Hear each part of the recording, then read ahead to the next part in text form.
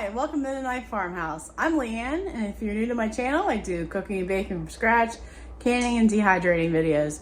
That sort of thing interests you, feel free to subscribe to the channel. And today, we're going to be prepping for Easter. We're going to make some items ahead of time, just so we can sit down after being at church in the morning and have a meal and be able to enjoy the company of our loved ones instead of doing all the cooking that day. And tomorrow is my husband's birthday and today is Friday, so I feel like I need to get something done so I can spend the whole weekend with my husband, which rarely happens nowadays since, you know, it's that time of year where we're planting oats and selling the hay that we made last summer. We're going to be making cheesy potatoes, also known as funeral potatoes, just because you can make those for 5 people or 50 people or 500 people. And we're going to be making my pineapple stuffing because, you know, we're serving ham. Let me know in the comments below, what do you serve at your Easter table? Ham, prime rib, or lamb, or maybe it's lasagna, who knows? We're also going to be doing applesauce Jello bars and pickled beet eggs because my mom always served those up at Easter.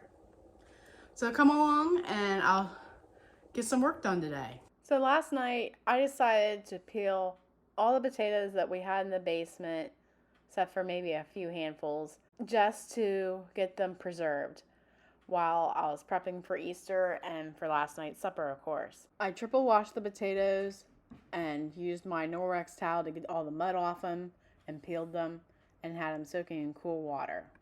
So I'm going to cut them into French fries, and the ones that are not a full French fry, I'm going to save those for my cheesy potatoes which require hash browns, and just grade them up smaller. I decided to surprise my husband with the cheeseburgers and French fries casserole last night.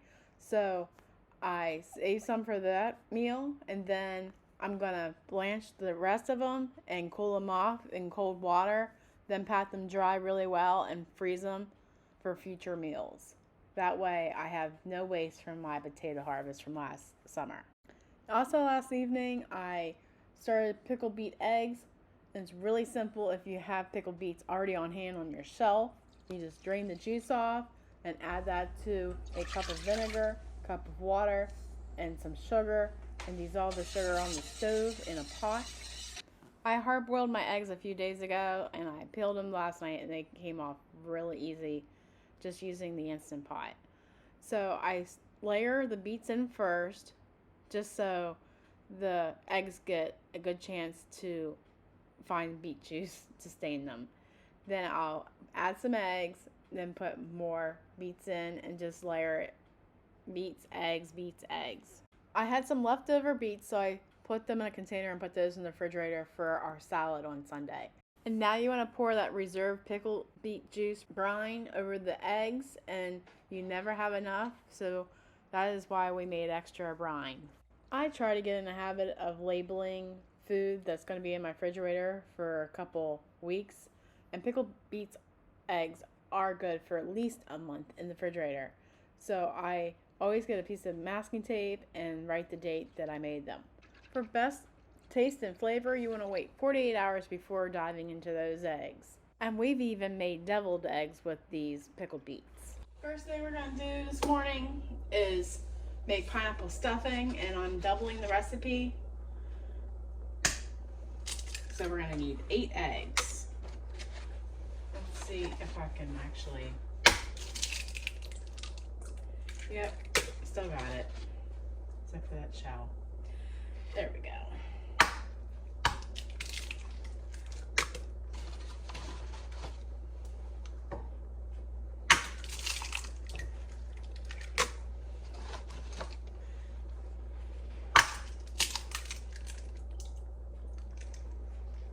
Alright, then I'm going to beat those.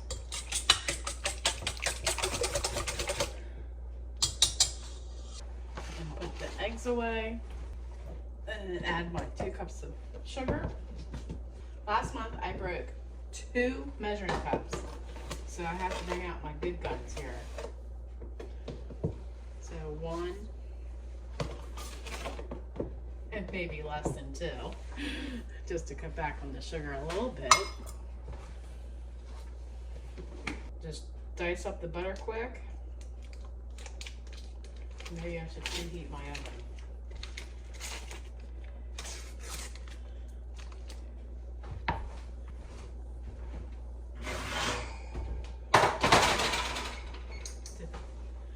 Preheat your oven to 350. Top it up.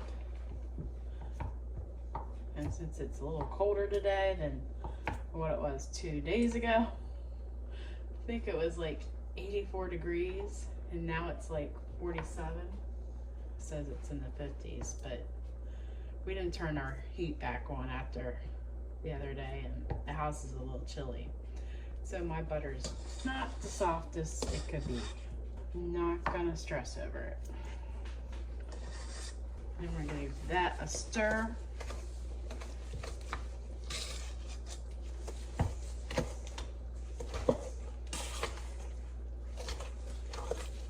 We're gonna cut up the bread after I wash this cutting board.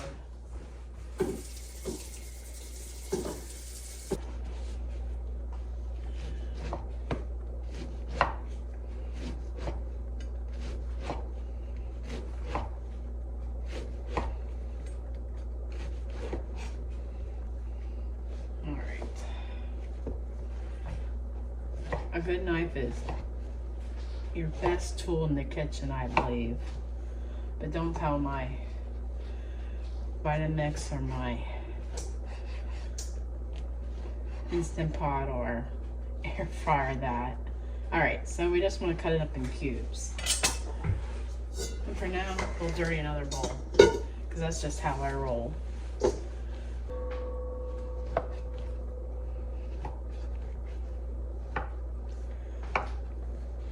So I drained the pineapple juice off. Let's get that out of the way.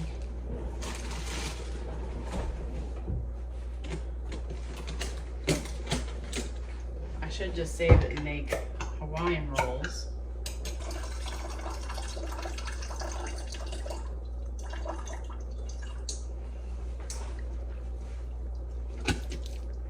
Alright, we're gonna toss the pineapple in with our bread.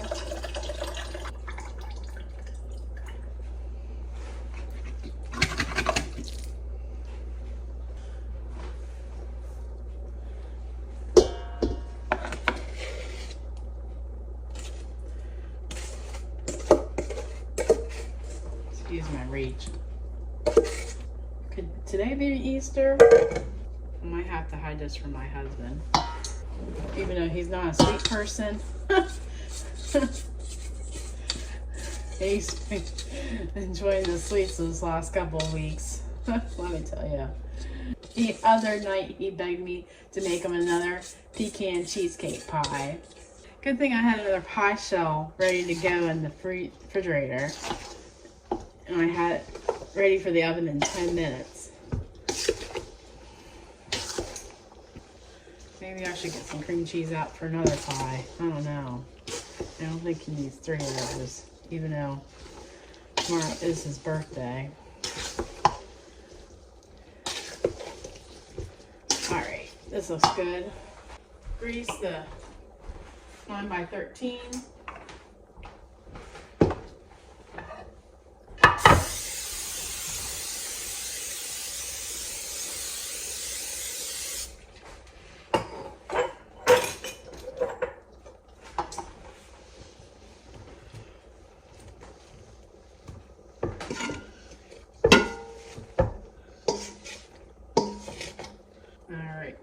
Dirty dish, yay. Then we're just gonna even this out. And our oven's ready to go, so we'll bake this for an hour and start another project.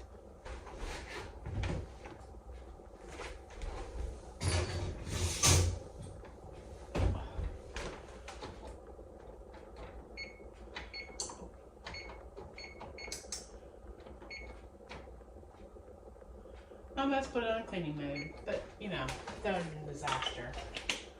Alright. I'm going to clean this up and we'll go on to our next project. Back to making hash browns with the potatoes that we started prepping. I found it best to spin the potatoes dry in my salad spinner, then using my fresh press attachment for the KitchenAid to grate them was a wonderful idea. When I'm cooking, I never have enough of anything, right? Never have enough kitchen towels or clean bowls, no matter how many bowls I have. All right. And look how much water came off those. I found it best just to work in small batches to spin the potatoes dry. For cheesy potatoes, we're gonna need the hash browns, and we're gonna need sour cream. Then we're gonna need a can of cream of chicken. My secret ingredient is mayonnaise, minced onion, but I'm using my home dehydrated onions, salt and pepper, and cheese. Oh, and 10 tablespoons of butter. This is how easy this recipe is. My original recipe calls for cornflakes on top, but if you've been around the channel, you might know that my husband does not like cereal at all. So that is not in our house, so we'll just add more cheese. All right, to start, we're gonna mix everything together that's not a potato or a cheese product. So I'm adding the cream of chicken soup into the bowl. Now why I say that my secret ingredient is mayonnaise is one time I made them for church fellowship meal. I didn't have a whole container of sour cream on hand. Like, that's surprising, right? So I was like, what can I substitute? Well, I put mayonnaise in, and it was amazingly good. Like, the mayonnaise made all the difference, I think. So I just from now on, are gonna put mayonnaise in my cheesy potatoes. Oh, my stuffing comes out in 3 minutes.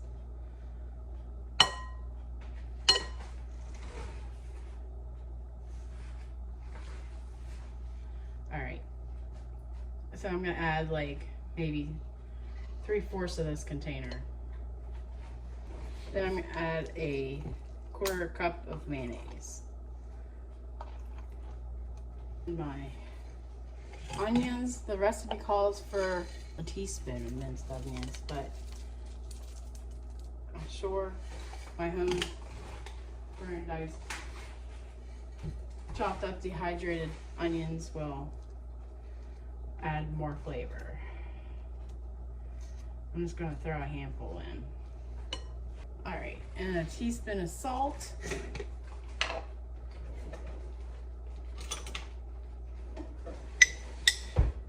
I'm using a 1/2 teaspoon measure, so no, I'm not putting more in.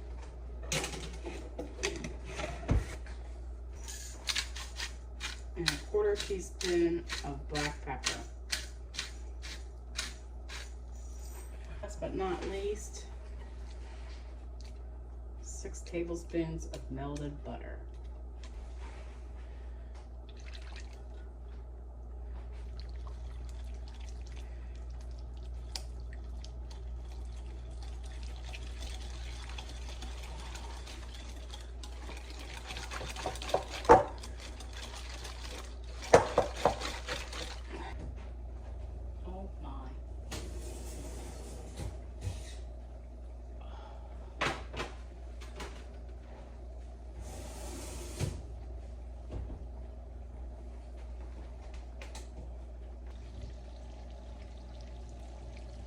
I wish you could smell this right now. And the hard pieces on top, that's like the treat. Like, you want that in pineapple stuffing. All right, let's get back to work. To the potatoes, I'm gonna add 2 cups of shredded cheese.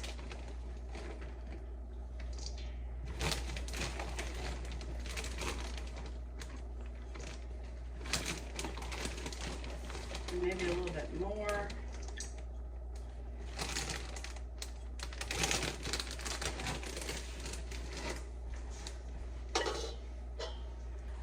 Then we're going to add our mixture to our potatoes.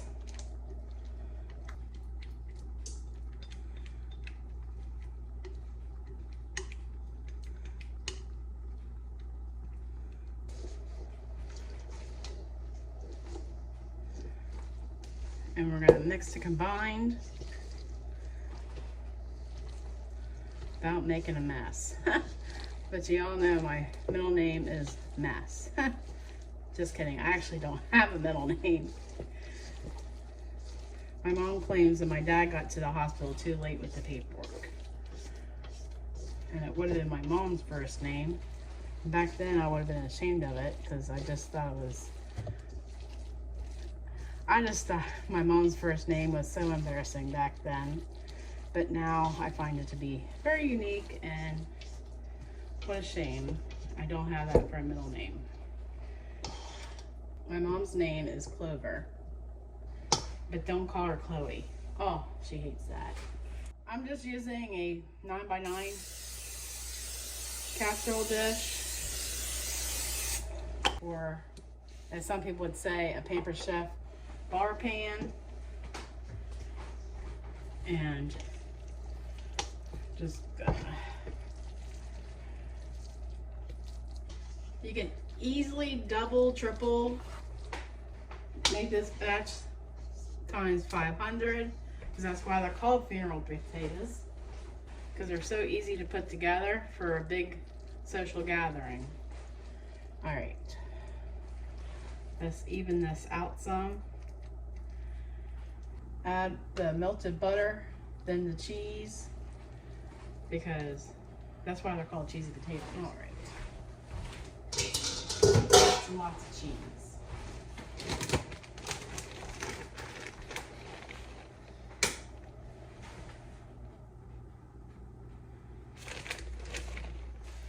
We're gonna bake this in a 350-degree oven for 40 to 50 minutes. And since the oven never got shut off from the pineapple stuffing a couple minutes ago, we're just gonna put this in.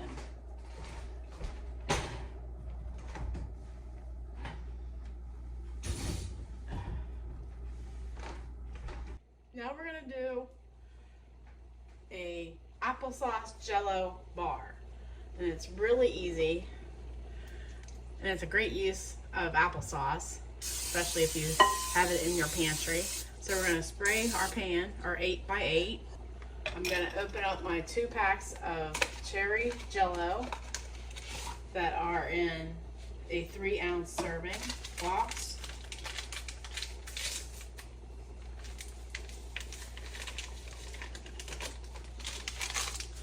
And you can use strawberry, or you can do pear sauce with lime Jello. I heard that's really good. I've seen some people use Sprite, but I don't know how you dissolve the Sprite with the Jello. So we're gonna pour our 1.5 cups of boiling hot water into the bowl. And turn off our burner and find a whisk to stir.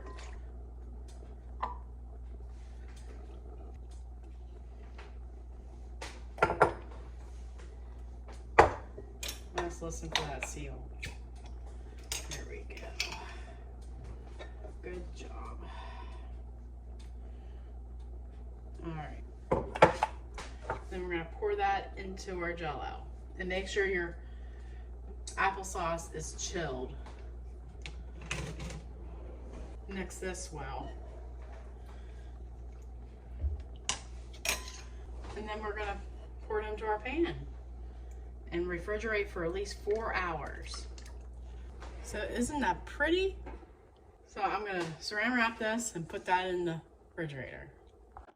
And this is how everything turned out, and I think it's gorgeous, and I'm sure I should be inviting you over for Easter Sunday because it's all about sharing with others. But I hope you have a wonderful Easter holiday, and remember the reason for the season, that Jesus gave his life for our sins. Remember, God gave you a great day. Now go do something great.